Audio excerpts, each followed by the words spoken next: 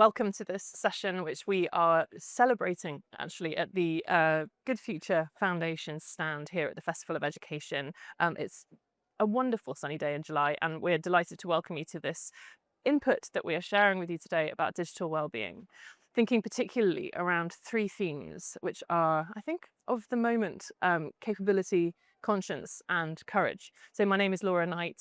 I support the Good Future Foundation through its advisory council, and I'm also one of the assessors for the AI Quality Mark. And I'm delighted to be with you today, sharing some of my thoughts around digital well-being and the importance of human flourishing. I essentially started off this process many years ago, thinking about digital well-being at the time when schools were battling issues around mobile phones, which culminated in a little piece of research and a paper that I wrote for my master's, probably back in 2017, 2018. And that has evolved. My thinking has grown, and I have now written and recently published with Hachette a white paper essentially that is called Educating the Child, Digital Literacy and Wellbeing, which is a real call to arms for a new approach to think holistically about the child and digital wellbeing, and looking at the layers of social media and digital experience in quite a holistic way. Very welcome to scan the QR code and we'll provide you with the link. If you'd like to go read the paper, it's not too scary, honest, but it does have some quite provocative ideas around new ways to think about responsibility in this space. So I'd like to start with, I think, a fundamental concept, which is around the problem with screen time. I'm going to say, I'm a bit uncomfortable and itchy about using this term screen time for a long time now as a measure of anything useful whatsoever when it comes to digital behavior in young people. I think it is as reductive and useless a measure as talking about food time in comparison to nutrition. The amount of time we spend eating does not in any way reflect the value nutritionally of what we consume. And yet we stick with this quite arbitrary measure and use it to talk about our sort of holistic engagement with digital devices in ways that demonizes the tech and not the behavior. And I think that's highly problematic. And so what I'd like to suggest is a more nuanced and balanced approach to thinking about our device usage and the way that we engage with technology, but also some ways in thinking differently and less passively about taking responsibility for that. So since we first started having these kinds of conversations with the thorny problem of mobile phones, I would say in the 2010s, we have to be really aware that the risks are evolving in this space, and AI is having quite a profound impact on the landscape for young people in ways that they often don't even necessarily fully understand or recognize for what they are, due to the opacity of some of these systems and processes. And I think it's really interesting that we also have to reflect on what the impacts there in terms of harm are.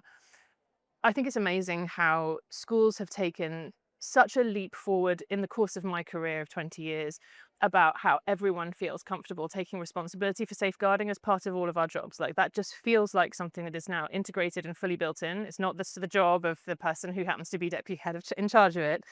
But we do now have an evolving responsibility to think about what harm looks like today, because it does not look like it did in the past. And it might look a lot friendlier, cuter, cuddlier, sexier, and that is a real concern. The next thing I think I'd like to mention is around responsibility and adult supervision. I remember the first time I read Lord of the Flies and was kind of blown away by what happens in spaces where young people are unsupervised by responsible adults, especially when they are in a context that is designed or suited for adults and that kind of capability and decision making. So it fascinates me that we have created inadvertently so many of these ecosystems which run in just that way, where young people are both the prisoner and the jailer of their own experience.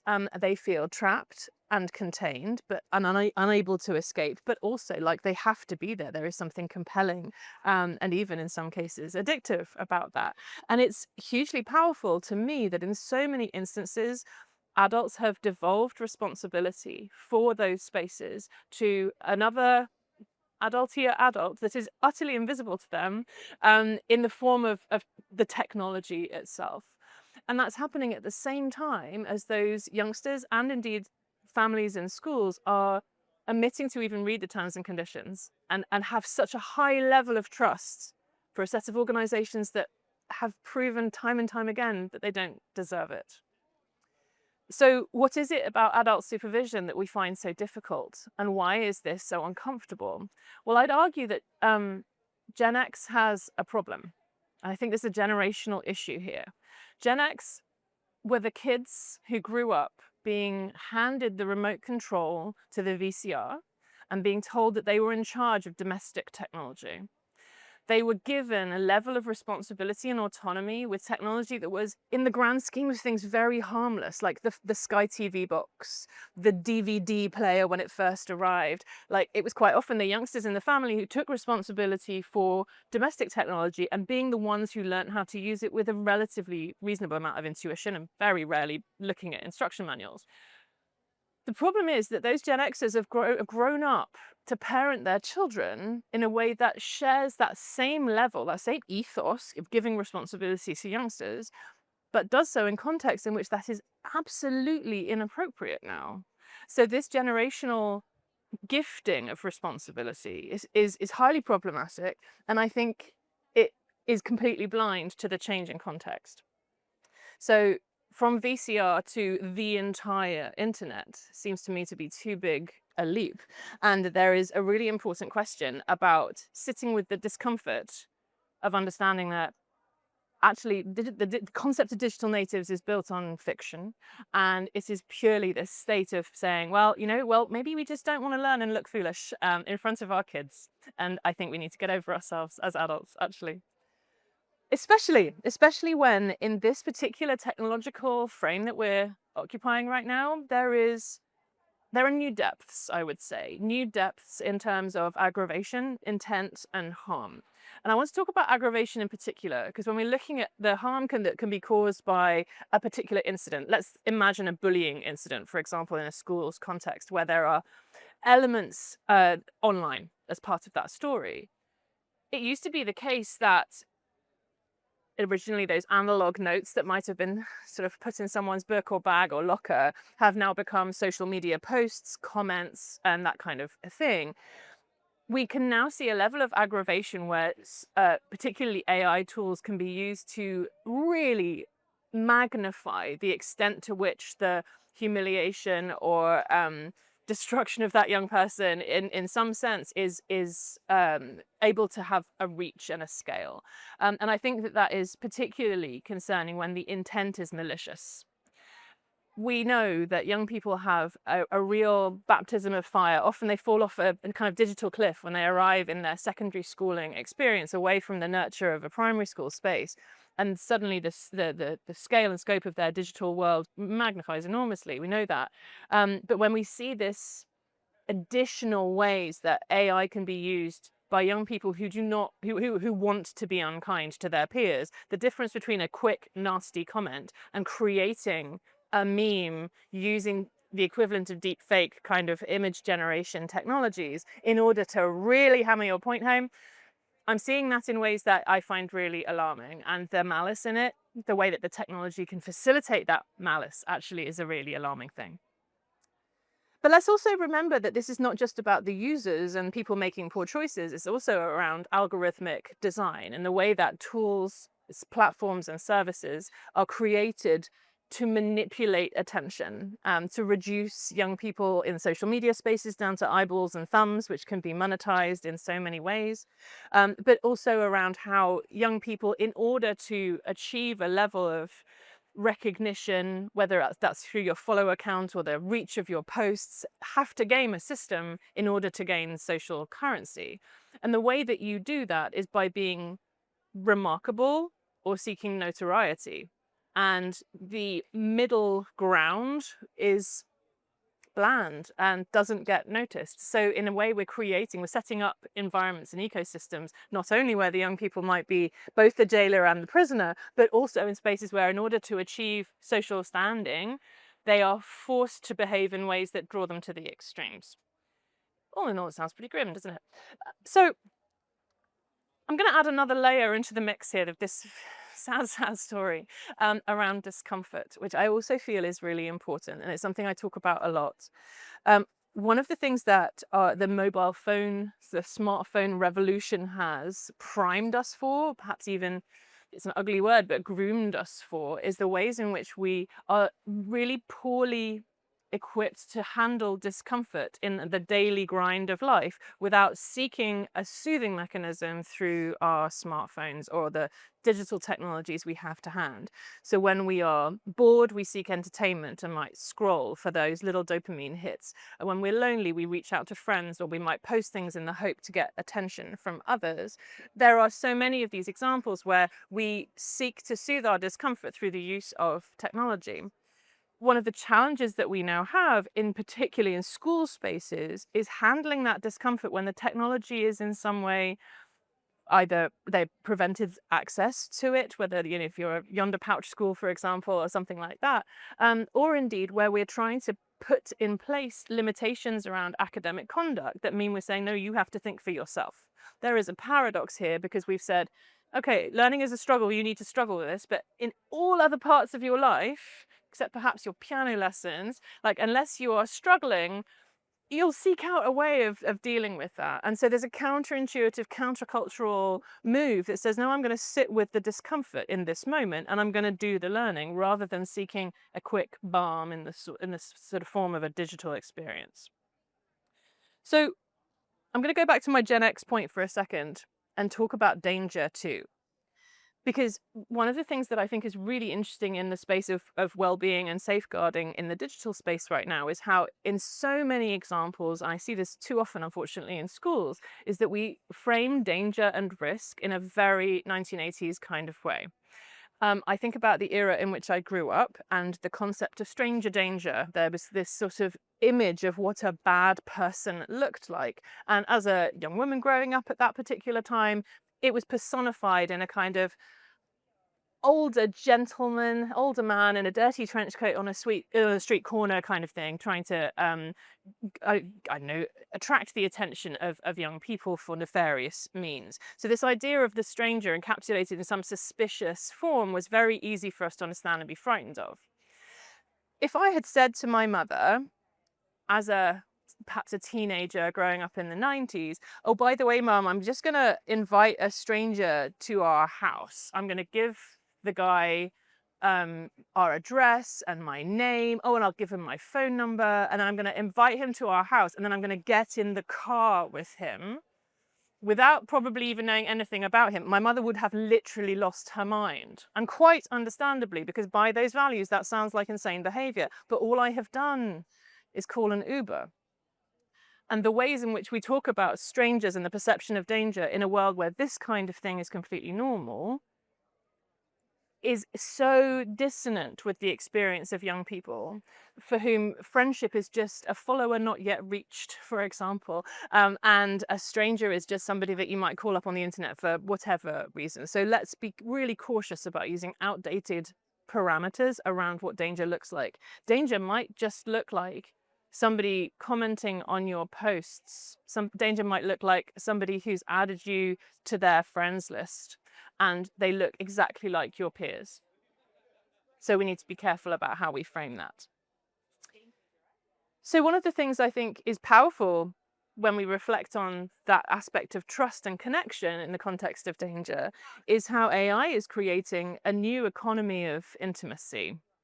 We have managed to now create spaces that are completely devoid of human presence apart from our own, but where there is all sorts of currency of trust there, built on a synthetic intimacy, a relational experience that is entirely fantastical.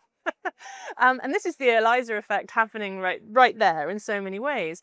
But that synthetic intimacy is this real sense that there is connection there. We've seen examples where there are apparently educated, grown-up people, like, talking about marrying an AI and having intimate relations, and you only have to look at the kinds of things that are tools and services available in the App Store that are absolutely designed to capitalize upon loneliness and connection. People are hungry for connection and filling those gaps with AI, to see that this is something that exists as a whole ecosystem, but it also exists in a way that is embedded into the experience that young people are having in their online spaces in ways that sits alongside their real, I say that in inverted commas, their real experiences. So when you look at, for example, a teenager's Snapchat experience with all of their friends listed, and Snapchat's My AI is right in there with their friends, that for me is a really interesting thing, because it's almost contained within the same space and in the same economy of attention. I've had some fascinating conversations with young people about their experiences like this, where AI exists clearly labeled, kind of, but in a context that is not designed expressly for that. And they are so interesting about how they have created personas and a level of trust with that entity that is much more aligned with human friendship than with an AI tool. So I think we have to be very careful about talking about tools in this space, because in so many ways it is characterized by people, adults and children, as something far more. A highly educated young lady in year 9 said to me last summer, when I asked about Snapchat my AI, she looked at me and her face lit up and she said, "She's my best friend. I tell her everything."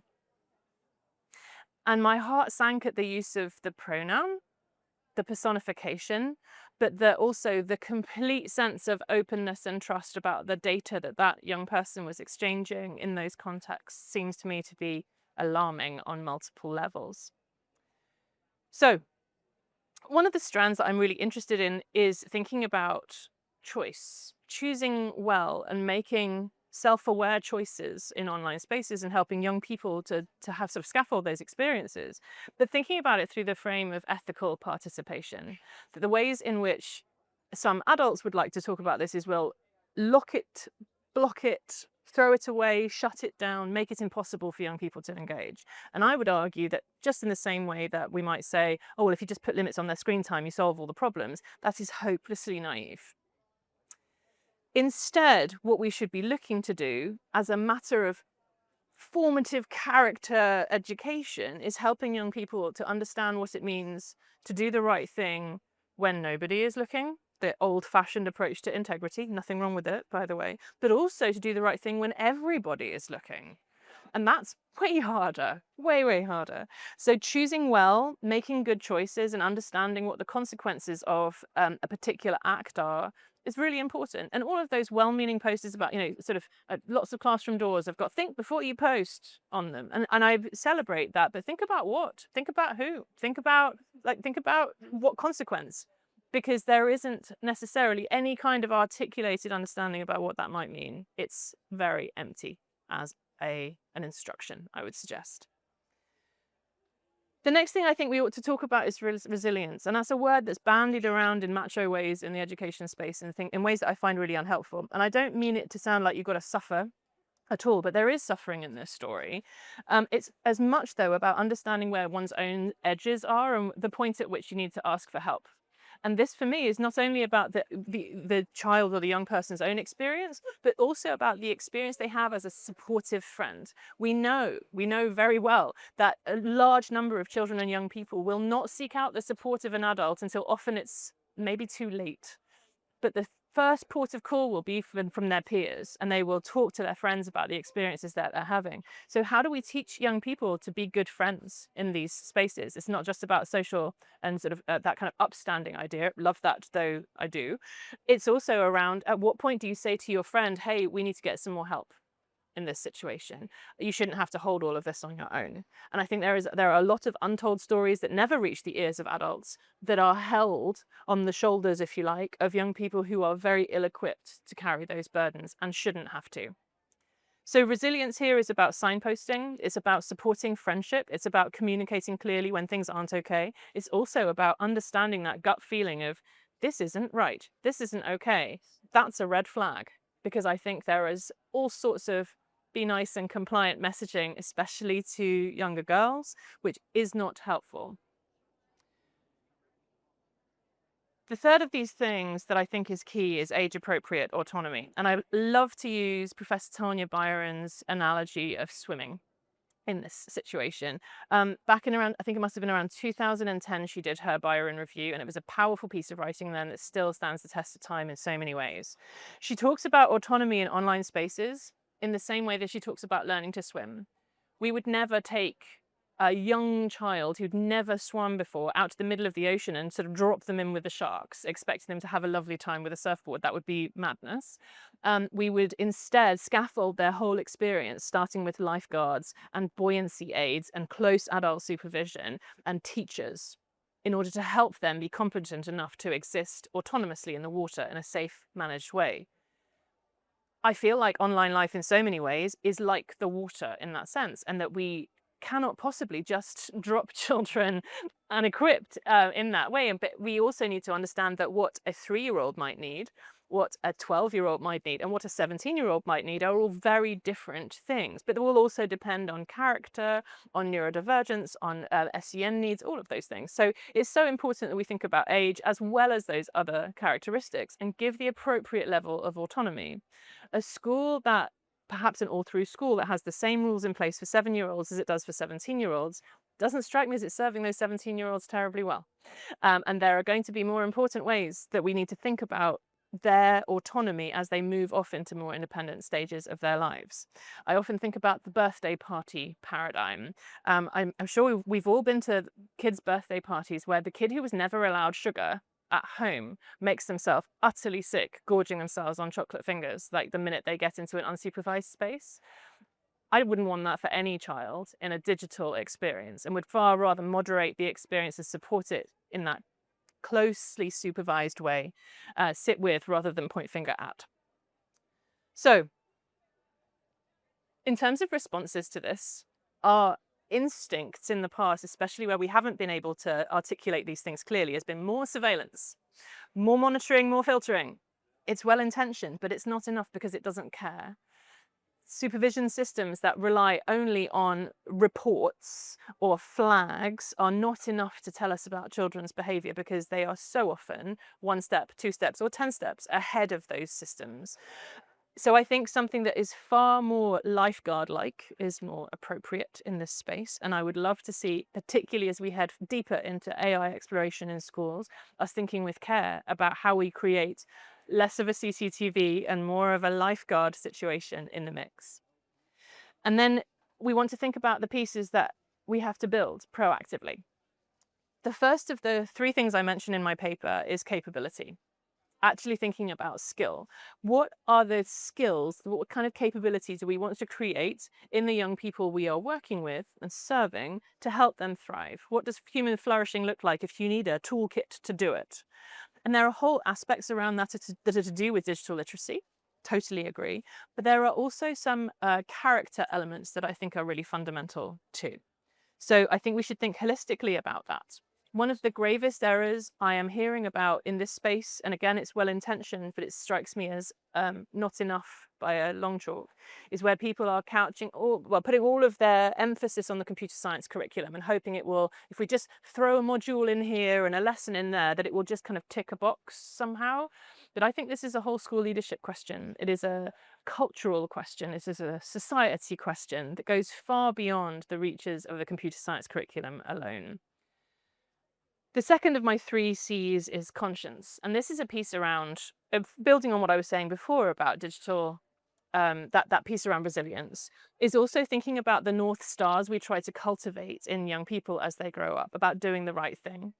We know that when we sit and have those online safety conversations, and as we have been for many, many years now, children will nod and say they know what to do and what the right thing is. But however, the safeguarding lead's caseload will tell you that all of those children might have known what the right thing to do was, but did not do the right thing and then have to deal with the consequences. So I think telling them isn't enough, and we have to cultivate instead a really strong sense of moral purpose, actually, about what it means to exist in a world where the wrong choice is right there and it might look far more fun, far more sexy, far more interesting, and making you far more popular and glamorous than anything that's boringly right. It's such a difficult thing to show to young people who don't have fully formed frontal cortexes. Like, that's really, really hard. So the self-regulation pieces, of course, are there. The self-awareness pieces, definitely important. But the fundamental moral guts of it, let's be unafraid about dealing with those questions too. The final thing of my 3 Cs is courage. It takes tremendous guts, and if you've had the opportunity to listen to our young people who've been talking here at the festival about their experiences of being able to say no to things or remove themselves from systems and processes they did not want to be in, the challenges around doing that are incredibly difficult to attend to. It takes tremendous self-esteem and a strong sense of self in order to say, no, actually, that's not something I want to do. I don't want to engage with that. Or to see something that you don't agree with, and to challenge it and risk the tide of disapproval at best and hatred at worst that comes as a result. So I feel like self-esteem, courage, and thinking really positively about equipping people with that strong sense of their own capability and their own ability to say no is huge here. This covers ideas around consent, for example. The moment that one's consent is violated, whether it was implied or not, it takes huge courage to say, hey, that's not okay. And I would love to see a generation of young people who are actually a bit angrier about that stuff rather than passive. So, as we think then about the next steps, I'd also like to mention how important it is that digital literacy is a safeguarding priority. It doesn't sound like these two things should mesh, but they really, really do. And I think that there is going to be, in time, a really clear link to the schools who manage this with care and who are putting in place really strong messaging for young people and the kinds of incidents and challenges that those young people will face and how they handle them. It is a teachable thing and should not be left as a happy accident. But also, we're going to need new thinking about digital well-being. Safeguarding alone isn't going to cut it. We have to think more holistically, but we also have to think beyond online safety as was.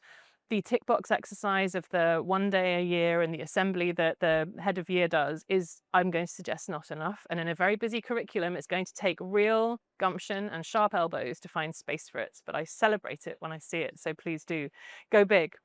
But let's think about the future flourishing with pride, and think about the kinds of young people who we are helping to send out into the world really well equipped. We might never see the mighty oaks, but we will certainly see those seeds germinating, and I hope that that will be enough to bolster our commitment and enthusiasm to this kind of work.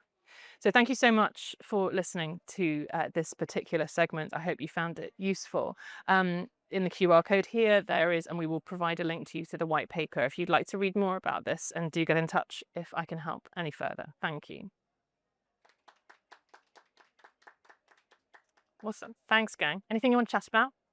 Well, that was fantastic. I loved that. Thank you. I'm interested, Laura, in your thoughts around Ludo Magalu, the AI influencer, 7.3 million followers on Instagram. So who isn't a real person and who is an AI? Yes. And so there are a couple of these, right? And I think it's absolutely fascinating that they have an entire ecosystem economically that is for sale. Right. With this huge audience that is manipulated, like all the eyeballs and thumbs, but on something that is entirely created. I think it's kind of magnificent and terrifying all at once. That's where I'm at with that. I find the fact that people are following it so carefully really interesting, because I don't understand the intent behind following. Is it curiosity? Is it, wow? Is it, well, there's loads of people following, so I might as well follow too? I don't know enough about that reach and what it means to be sure on my judgment. I certainly think there is huge power in creating entities that we find appealing. And whether that's the power of like little yellow minions or this particular, like, there are all sorts of characters that we find very endearing that have lasting impact on us and on society, right? Tom and Jerry come to mind. They have this huge presence and a whole value system. It's very limited in sophistication and mostly involves chasing and cheese, but yet it's right there, right? And so what does it mean for us to attach importance to something that looks the way this looks? Like, I think it's inherently human. We love a good story. We don't mind a bit of fiction. It's okay. The problem I have, I think, is when the economic, what am I trying to say? The economic ecosystem, that sounds really clumsy, but there's this whole appetite that is being manipulated to buy stuff because that's all it's about. This is not about go and do good in the world. It's not about you should sign up for this cause or support this mission or believe in this entity. I think it's really interesting if it's just used as a means to sell things. And what I would love to understand is if you translated that model into one of evangelical faith, for example, or political discourse, or extremist approach, like how do you take what could be wholesome at one end of a spectrum into something that could be so very toxic, powerfully toxic to influence the masses? That's terrifying to me because it's so easily manufactured. There is no magic of human creativity that's visible. It's all behind the scenes. And that opacity, I think, is, oh, it makes me feel really uncomfortable. I'll stop rambling there. Hope that satisfies your question. No worries. Thank you. All right, team. Thanks so much for your support. Appreciate you.